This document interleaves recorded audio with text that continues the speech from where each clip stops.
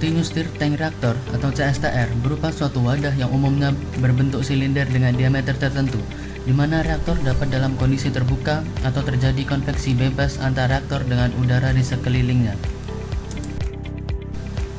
Selanjutnya ada skema kontrol unit operasi dan juga mekanisme kerja unit operasi.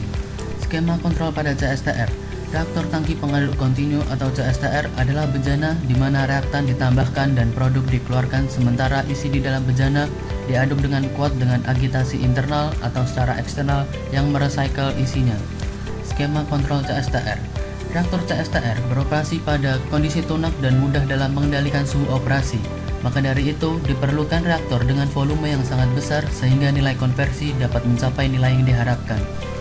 Berikutnya terdapat proses pengendalian tekanan dan suhu pada CSTR. Proses pengendalian tekanan CSTR. Pengendalian terhadap tekanan ini merupakan keamanan utama dalam pabrik, terutama dalam kualitas produk yang dihasilkan. Kemudian, tekanan yang tinggi dalam sistem tertutup dan kontinu dapat menyebabkan terjadinya ledakan. Maka dari itu, dijaga tekanan yang berada di dalam sistem tertutup, yaitu dengan mengendalikan tekanan di dalam reaktor agar tetap aman. Proses pengendalian suhu CSTR. Pengendalian suhu pada CSTR sangat penting dilakukan karena bila suhu terlalu tinggi atau suhu di atas kondisi steady state akan sangat berbahaya untuk dioperasikan atau juga dapat menguraikan produk menjadi komponen-komponen penyusunnya. Jika suhu terlalu rendah akan mengakibatkan produk tidak dapat tercampur dengan sempurna. Berikut mekanisme kerja CSTR. Reaktor CSTR memiliki mekanisme kerja dengan cara mengumpankan reaktan ke dalam reaktor. Kemudian pengaduk akan bekerja sehingga reaksi terjadi dan dapat menghasilkan produk. Agar pengadukan sempurna dan reaksi dapat berlangsung optimal, biasanya untuk mendapatkan konversi yang besar, maka reaktor disusun secara seri dan dilengkapi dengan pemanas.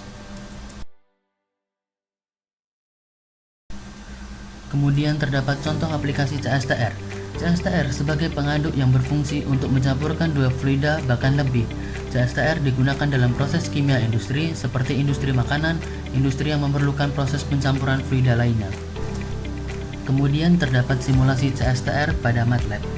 Pertama, mengidentifikasi sistem dan mencocokkan model linear dengan klik menu uji denyut dan model fit.